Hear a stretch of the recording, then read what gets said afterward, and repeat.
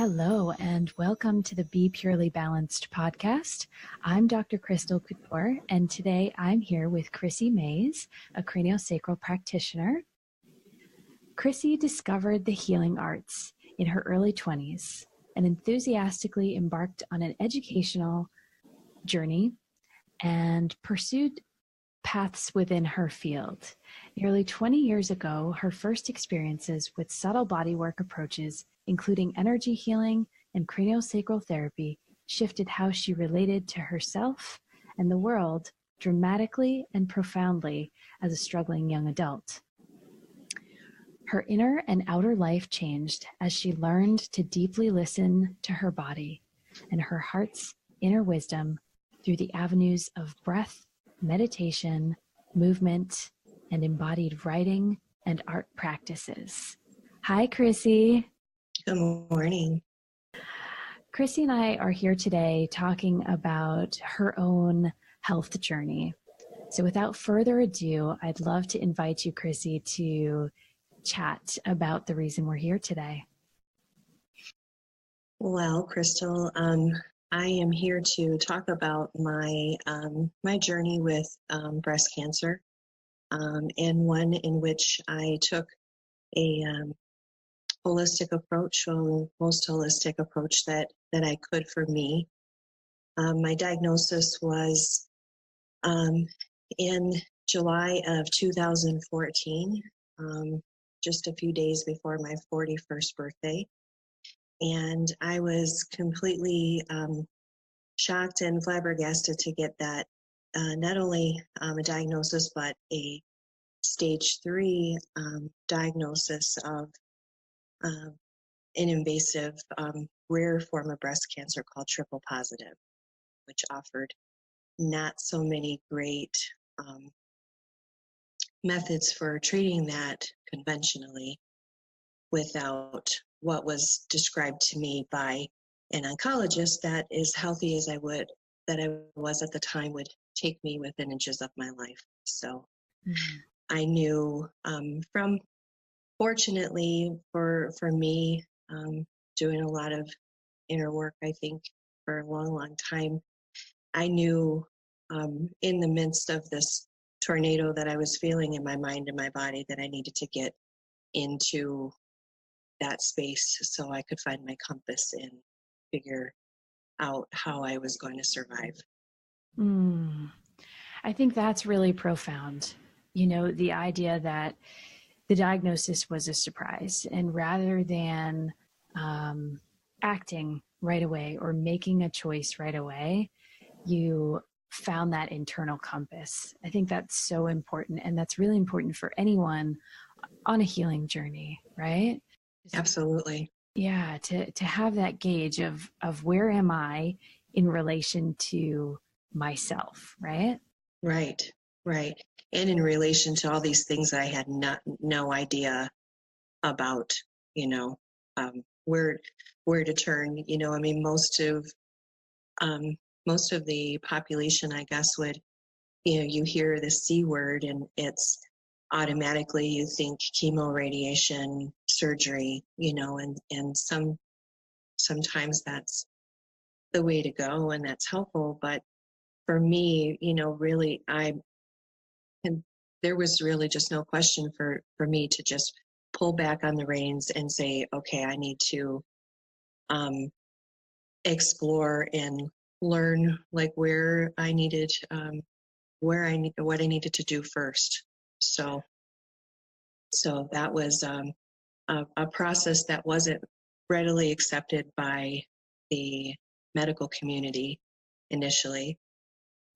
And it was very difficult for me to stand in my own power and say, yeah, I'm not ready to do this, or I'm not ready to do that. I need to take some time. And, so I was kind of bullied initially, and being accused of playing Russian roulette with my life and stuff like that, because I wasn't just jumping into the plan that they had presented me with, which was pretty radical.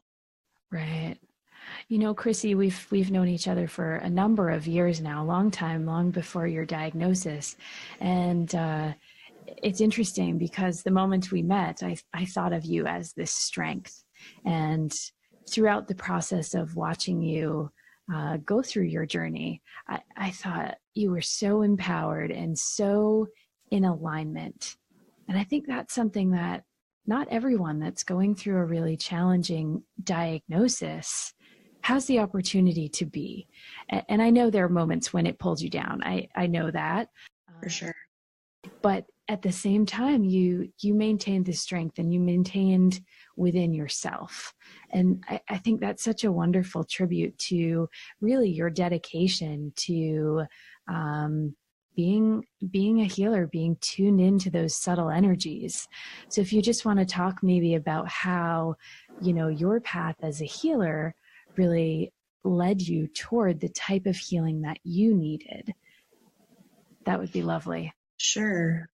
So yeah, and like I had said initially, it was not real easy to navigate in the beginning because I didn't know where to go, for alternative or integrative healing, and I was finding that even though I was going, into like working with pursuing some naturopathic physicians, that they too had one foot on each side and were a little reluctant to want to help somebody like me because of probably liability or, so it was really challenging in the beginning to kind of find that, but I stuck to just knowing and going back into that place within myself that, I would have those moments where would be breaking down crying in my car after leaving a doctor's appointment that I paid, a lot of money out of pocket for a consultation, to find out that they're recommending I do the same thing that Western medicine do.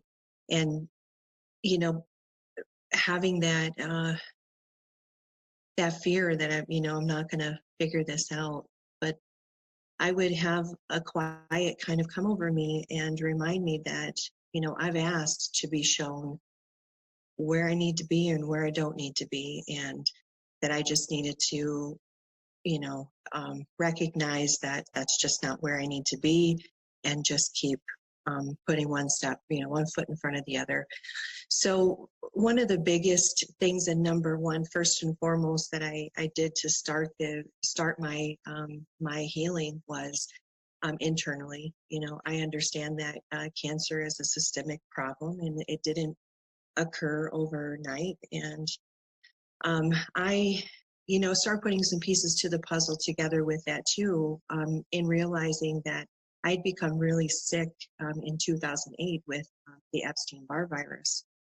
And my immune system was just tanked for months and months. And, it was kind of from that point that I was just never felt well ever since then. So it was the opportunistic opportunity for cancer to take hold, I believe, at that point. So it made total sense to me that I needed to start repairing my body on the cellular level. So I was fortunate enough to have the help and support from family and friends to send me to the International Hippocrates Health Institute down in West Palm Beach, Florida, where I went through a 3-week life transformation program. So their plant-based raw food diet really was the catalyst to start my healing. I never ate so much raw food in my life, and it was quite hard in the beginning. But within the first 10 days, I have before and after pictures of just how my skin, like I had this healing reaction, and my face was just completely broke out. But then, within like a couple of days after it, I just had this radiant glow, and I felt like I was just invincible. And, the interesting thing about starting that program is that, even though they're not claiming, that they're healing people from cancer or other chronic illnesses, there were about 32 people who started that program the same day that I did, for orientation, and like 29 of us had cancer. Wow. So that was another confirmation for me that, okay, I'm on the right track. That there is something to this. So amongst just the whole structured detoxification process that they show me at what they also gave us an opportunity to learn how to do all of these things at home. So that's growing your fresh sprouts and microfoods to, pointing us in the right direction to getting seeds and, just the whole process. So I have been sprouting ever since, right in my kitchen. So growing these superfoods and juicing my green juice. You've probably seen my hundreds of pictures over the last 4 years of my concoctions and my green drinks and all of that stuff. So yeah, that this has really been the primary process for me in getting well physically. Yeah. So the idea, I know that you sort of left us on a cliff there, and we'll go there, but this idea of really getting into the cellular level, really treating your body from the cellular level, that's such a revelation, right? Yes. And I think it's important to just make note of that. Our cells, are basically all these little mirror images of what's happening. And when we're not feeling good, that means all the cells in our body are not feeling good, right? Right. But the awesome news is our cells do regenerate. I think it was Deepak that came out with the research that, after 7 years, we're a completely new set of cells. Yeah. So that's awesome. That means even if cancer is in our body, even if whatever disease is in our body, right? That means if we're taking care of our cells and we're starting to create a shift, we know water has memory, so cells have memory. Then, right. Yeah, then we can shift away from disease and we can start to shift into health. Yes, absolutely. And speaking of like the cells and the cell memory and emotion and thought, this was the kind of the deepening segment of that process for me, is like, oh, okay, yeah. So there's that. Yeah. And, being a healer and helping other people on their journey and discovering that inner voice inside of themselves along their path, it was now really my turn to walk the walk. Yeah. So I was very, very fortunate to find her and be found. She found me, I think. Another holistic healer. She's a physical therapist. She was in Michigan. She just relocated back to Washington. But at any rate, craniosacral therapist and sound healing and just healing mother energy that I needed. She provided me a wonderful opportunity to just give me a container to go in and into the depths of myself and try to understand, if there's emotional components to this process, show me what they are and what I need to do.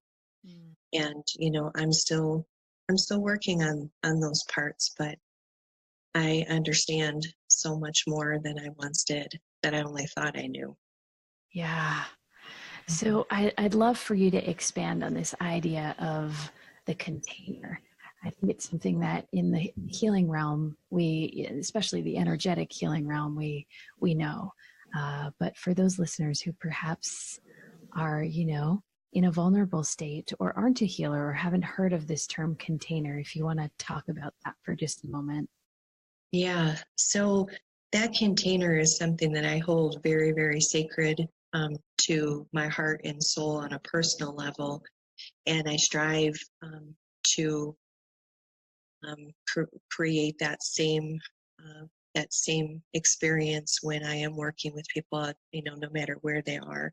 That container is my best description would be a place of stillness, where that someone else is there and they're listening with a quietness that that they know, and give you the space for whatever needs to happen can happen in a very organic way.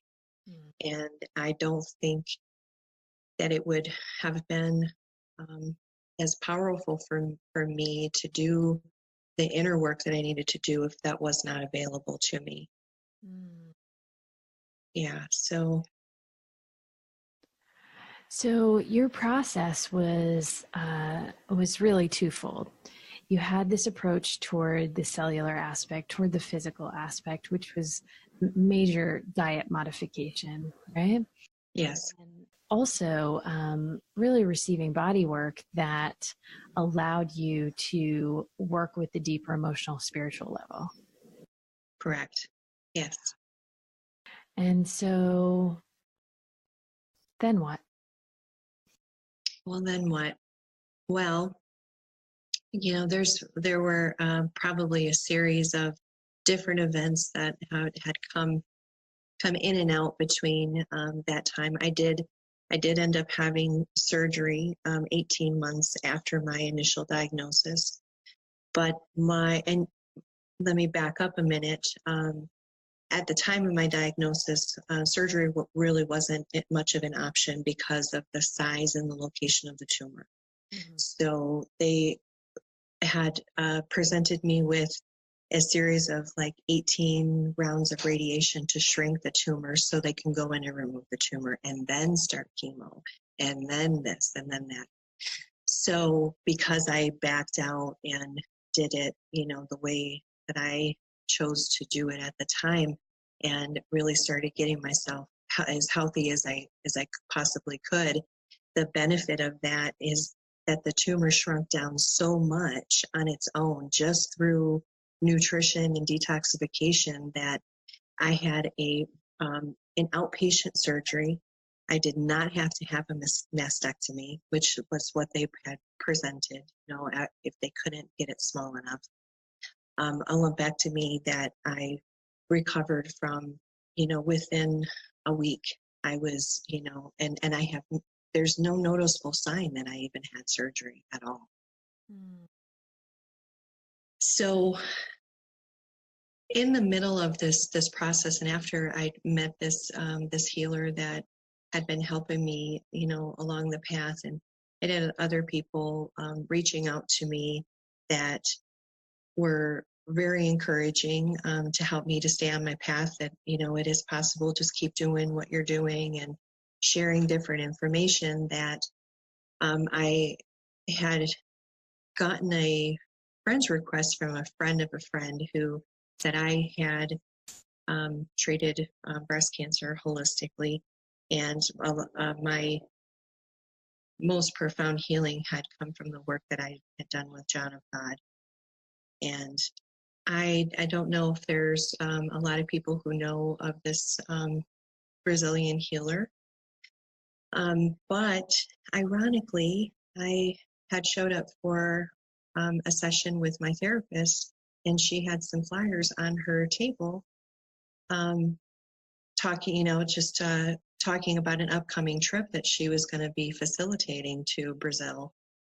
And I just, I found that as another sign, that just keeps put on my path. And never in my wildest dreams would I ever thought that this, girl from Detroit, Michigan, would be traveling to South America to work with the largest spiritist hospital in the world, with this Brazilian medium that I really didn't know anything about, but the universe aligned to make that possible for me. Within like 9 days, I was booked in getting my visa and passport and going. So that was in July of 2000. 15. So each big, like really big, significant part of my process happened in the same, ironically, like a year later in the same month of my diagnosis. Mm-hmm. So my trip to Brazil was life changing. Mm-hmm. I spent almost a month there in Abidjan and was oriented to the Casa da Minacio, which is the Spiritist hospital that hundreds of people from around the world visit several days out of the week, where there's non-contact healing that takes place through the healing, the medium, John of God, or medium Joel is what he's referred to there. It became clear to me the first, I would say after about the first week that I was there, in sitting in these current rooms, which about 70 or 80 people are meditating together, that it was the collective consciousness and the intention of this energy that we were all holding for each other that was the catalyst for the healing miracles that took place there. So I still have trouble finding words for exactly what I experienced while I was there. But there's a saying that one of that Saint Ignatius says, for those who believe, there not need to be any words, and for those that don't, you don't have enough. And I get it on that level now. I really do. Yeah. Ooh, powerful. Yeah, it's been a very interesting experience. All of it. And the last couple of years have really taught me a whole lot about myself and what we're capable of doing, and how we connect to each other, and how we connect to our bodies, and our thoughts create our internal and external environment for sure. Yeah. And it's not like we're going to be able to turn those parts of ourselves off when we do go there. It's the fact that you just get better at recognizing when you're there, and do your best to not stay there very long. So I think there's a couple of points here. The first one, Krissy, of course, is that this therapeutic approach that you took shrunk the tumor. And this is sort of an unheard of in many circles kind of thing, because, cancerous tumors are these abnormal cells, right? And our body just doesn't exactly know, in most cases, what to do with them. So the fact that, you completely changed the course of your care is fascinating. And I say you, and I realize there are different components in there, but you're the primary. You were the one that was open toward making the changes. You were the one that was dedicated toward juicing every day and being committed to raw food and committed to your therapy sessions and committed mostly to looking inside, right? Yes. Yeah. And so I remember when this happened. I remember, when you knew that you would be going for the surgery, and you knew the outcome of the surgery, and there was so much to celebrate, even though it was surgery and that wasn't, ideal in the holistic realm. It really was a major, major, major shift from what the prognosis and possibility was on day one versus, 18 months in. Yeah. Yeah, absolutely. And, I went through probably 5 different surgeons before I found one that stuck by me. Even though she said, listen, I don't know much about what you're doing. And, she was pretty candid about the fact that she didn't really care either. That, she wanted to support me, and, um, that she was there when she felt that I was ready. She just wished me the best. And I could tell that there was some sincerity with that statement, but also there was kind of like, that feeling of, well, we'll see you on the other side if you make it out. I wish you the best of luck, kind of thing. So when I came back to her so many months later and I said, I'd like you to write an order for me to have a PET scan. And she said, Chris, it's going to be a little difficult for me to try to convince the insurance company to pay for this scan for you when you have neglected. And that word struck me so much to my core. I stood up in her office and I just had tears running down my face. And I said, neglected? Let me tell you something about what I've been doing. And she sat down in her chair and she listened to me for about 15 minutes and talk about, my process. And she just turned around and wrote her script and handed it to me and smiled. And off I went. And I had the scan and we got the report back. And she just, I think she was in complete disbelief of what she was looking at and compared to what she saw when I first consulted with her over a year prior. That she said, let's get this done. Let's do this. Like you're in the best place that you could probably be, feel healthy, and that my healing process would be good. So we did it, and I tell you that, I mean, that too took me to another depth, preparing for that surgery, and that I just had a lot of fear, surrendering to that process and just trusting that no harm was going to come my way. But I got through that. In fact, 2 days after I had surgery, I left for a silent meditation retreat for the weekend. And I signed up prior to the surgery being put on the calendar, and I thought, well, I'll just kind of see how things go up into the end. And I remember talking to the facilitator for that retreat, and I said, I've just had surgery a couple days ago. I'm not sure how I could take care of myself. It was more like I thought, I don't want to be social. I don't want to take away from, I need to rest. And little did I know that a silent meditation retreat, I'd never been to one before, but you don't even make eye contact and you don't speak like the whole time.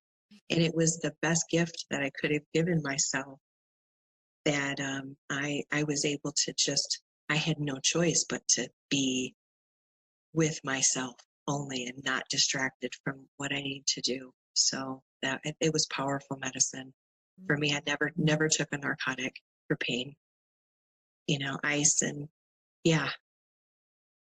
So throughout this journey, did you ever shift toward the negative? Did you think, I'm not going to live? At times and I'd be lying if I said that I didn't have thoughts about that and fears about that. It was mostly, as a mom, we have three children, and I have one grandchild, and it was me focusing on the fact that I would be missing out on things in their life, or the sadness that they would feel of losing me, and how would they be able to cope with that, and those type of things. But it came down to an epiphany I had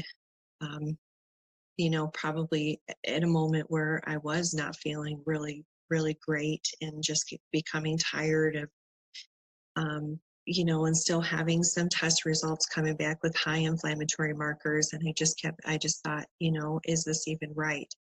The epiphany that I discovered was perhaps there is something subconscious for me that believes that if I beat this and I overcome this in this way, that this is what I came here to learn, and it's going to be the end anyway. Mm. And I mean, it really knocked me off my kilter, in a way. It was like, wow, that really felt true to me. And how could I have been getting in the way of my own healing process?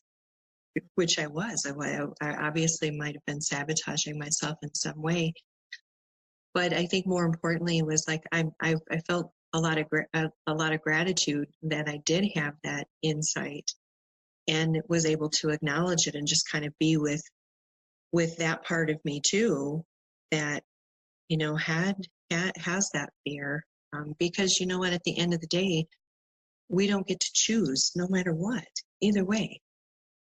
So I knew it was like at no point did I ever say, oh man, I guess I should have just did the chemo and the radiation. That part was never there for me.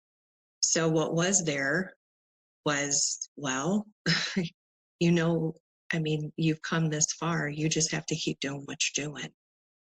And I still got some work to do, on that internal dialogue. And that's where craniosacral therapy for me was, another very powerful tool for me to have this conscious insight now and take that into my physical body and take it into my physical experience and try to get a match of if this is true and what do I need to do with it, and working with shifting and changing the way that I was not only thinking about it, but how I was feeling about it on the energetic level, the vibrational level in my body. Right. That's where it's at. Yeah. So craniosacral has this cool modality. It's really sort of an osteopathic rooted modality, and essentially in working with the cerebral spinal fluid and using the body as a catalyst to access the cerebral spinal fluid, right, as practitioners, we're able to shift patterns, right? Shift subtle patterns, allow the body to find those balance points for itself. So the aspect of using the body in addition to using the mind and working with the emotions and working with the spirit, sort of this all-encompassing approach that happened when you were on the table, must have been really interesting considering how long you've been a practitioner of cranial, right? Right. And how much body work that I had already received, that it's so mind-boggling at times to have something else come up from the level of the soul or the spirit or the cellular memory that can act as pieces of the puzzle. If it's okay, I'd like to share just a quick little story about a craniosacral experience. Please. So it was about a year, maybe 2 years, maybe a little bit less than 2 years before I was diagnosed. It was at a time where, I was just not feeling well, wasn't getting any answers from doctors and that about why I was feeling the way that I was feeling. That I was mentoring a small group of other craniosacral therapists that are learning the somatic aspects of body work, and I was their subject. I got on the table and I thought, oh, okay, I'm going to get into the water. This is what I call my experiences. It's like when I could just drop into that deep visceral space into my body and just and just watch, just observe what happens. And I remember I set the intention, around like showing me like some information about what I needed to do, what was going on with my body, why I felt so sick. And I had this experience of, it was just a vision of being in a indigenous tribe, and I was in a male form, and I was very sick. And I was like wrapped up and laying on like this homemade kind of gurney near a fire. I could see others, and a medicine man approached the fire and approached me, and I was so sick that I couldn't speak, but I was in my body. I was so conscious. And I saw him, he had something in his hand, and he unfolded, like unwrapped with this material, a scorpion. And that's all that I had saw. So I just thought, okay, I don't know what that's supposed to mean, or, I just kind of chalked it up as just something. I will just kind of file that over here. But it wasn't until I was diagnosed, and I'm frivolously on the internet, and I'm looking at all these different integrative medicines and alternative stuff, that I stumbled upon an article about scorpion venom being used for cancer. And I mean, every part of me in my body just kind of froze. And I realized in that moment that my inner wisdom was trying to show me then what I just couldn't understand. So I use this as a reminder for myself in my own life, and the people that I work with and the people that I mentor and coach, that it doesn't happen in our time. That the subtle messages, I mean, they're always there. There's always information around us. It's just not going to show up exactly the way that we would like it to all at once. But to just trust and just surrender and know that there is so much unseen that is available to us, that is there to help us along this human experience, I should say. The unseen is available to us. I love that. And it's true, right? Yeah. There's so much that we can't quite touch, see, smell, taste, feel in the tangible world. That's valid. It's available. And I think it wants to be accessed. Sure. Touched, Sure. Yeah, we just haven't been equipped with all the tools to, number one, to trust it and surrender. We are conditioned, to question things like that. Am I making this up? Is this real? Did I see that? Did I feel that? Did I hear that? And in whatever way those messages may be coming to you, they are there. And the more that we pay attention and acknowledge, the more they seem to kind of come forward for us. Say, oh, she listens in that way. Let's keep showing her in that way. Right. Because she's listening and she's applying that. And she's taking that information and going within and placing it where she needs to place it. Yeah. So, yeah. So, Krissy, I'm sure everyone wants to know, where are you now? What is your status? What is your relationship with cancer at this moment? At this moment, well, I am in the process of getting ready to have my biannual thermography exam. The last one that I did 6 months ago showed no vascular change or activity. There's nothing that I need to be worried about. Now, my belief isn't just for myself, but for anybody and everyone, that once you, I feel like once your body has physically crossed over the line into that level of illness or disease, that I'll always be recovering from cancer. You know, the terms remission or, you know, not having cancer are kind of like the terms that I don't really think are, you could even really 100% say about anybody. So my prognosis is extremely well compared to what it was 4 years ago.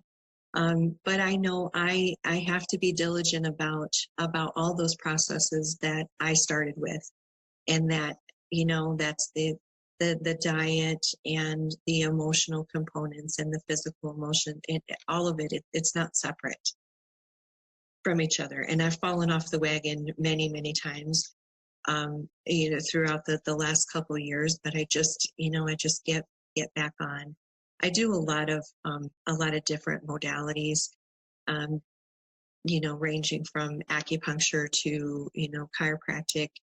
I purchased a medical grade infrared sauna that I use at home, to, you know, help with that detoxification process, rebounding. I have a rebounder, you know, those different things that work with those internal components that struggle, and that a lot of people, you don't know until it's kind of like the straw that breaks the camel's back. But Wow. So what a journey. And I do think it's important, just to take a quick note here to explain what thermography is, because I think many women don't know what it is, and it's really valuable. yeah, it is extremely valuable. Well, number one, it's not FDA approved, so that's why we don't hear a lot about it. Medical thermography is a form of diagnostics that it's a camera base that uses infrared light to look at the body, you know, through the skin and into the cells. And what's being looked at is the vascular system, and how that correlates with how they can detect cancer is because cancer hooks into the vascular system. So initially, like your first thermography exam, it would be like a baseline, just like if you had a first mammogram, right? So, you know, depending on, you know, if you've had any history of cancer or not, would determine how soon you would get your next one. I would recommend, if you have a history of breast cancer or any concerns that you have, to follow up within 6 months and have the second one. So thermography is different than mammography, in which it does not touch the body. So you're basically standing in front of a camera, no smashing of the breast or anything like that. And the video camera is just filming through the infrared and looking at these different things in the breast and under, you know, the axillary and the throat, and even looking at like the thyroid. So it kind of gives you a picture of what's going on there. So it's extremely powerful tool as a preventative, because if there are some vascular changes that, say you have another one in 6 months that have made a little bit of change there, you're talking years before a mammogram would pick it up, years before a sonogram can pick it up. So guess what? You start taking a hold of, yeah, maybe I shouldn't be, you know, eating this way. Maybe I should, you know, start incorporating some juicing or some detoxification. You could probably, I would say, most confidently nip it in the bud right away. You know, support the immune system, or, you know, just be able to identify a little bit more closely. You know, our body is a map, you know, to help us to discover what it needs. And if there's a deficit, you can hone in on it a little bit closer. Yeah. Yeah, that's a great explanation. So before we wrap up today, Krissy, I just wanted to see if you had any final thoughts that you wanted to share with the listeners about your journey or about the process you're in now, or anything that's coming to your mind or your heart? I would just, like to expand, from my own heart and share with others, that may be faced with the big C word, or someone that they love. God forbid, get a diagnosis of cancer or anything else that they're struggling with. That it is just so important to find a tool, no matter what it is, that can help you to connect to stillness in your own mind and body. We're very powerful medicine women and men, and we have that information, and that wisdom lies deep within us and is waiting for us to discover and to listen to. And in the end, I mean, you are going to be your best advocate, no matter what. Yes. Yeah. That's really profound. And Krissy, of course, you are offering sessions. You've just moved from Michigan to Colorado. So you're doing cranial sessions out there, right? I am. I'm working with adults and children in pediatrics with craniosacral therapy, and I'm also working with adults that are experiencing chronic issues in their life, whether it be physical, spiritual, emotional, and helping them to connect through that same paradigm that I had explained. So I integrate a lot of different tools into my work, like sound, and using some art projects that I've created that help bring the inner wisdom out to a tangible form that they can see. Like, yeah, you see it there. It's yours. This is what you created. So I'm really excited about kind of moving my practice into more of the direction where I feel so alive and helping other people. It's just I'm very, very passionate about helping other people discover their inner medicine woman or man. Yeah. And watching them unfold into their own process.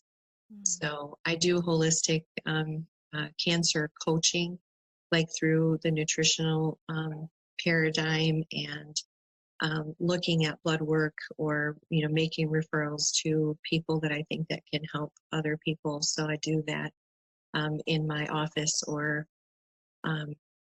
through distant work. I do distant healing work also.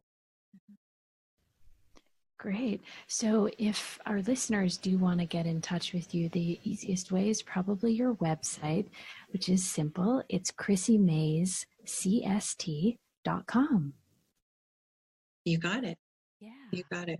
Well, thank you, Krissy, so much for being with us today on the Be Purely Balanced podcast. It's such an honor to have you share your journey in such a thoughtful and reflective and hopeful place.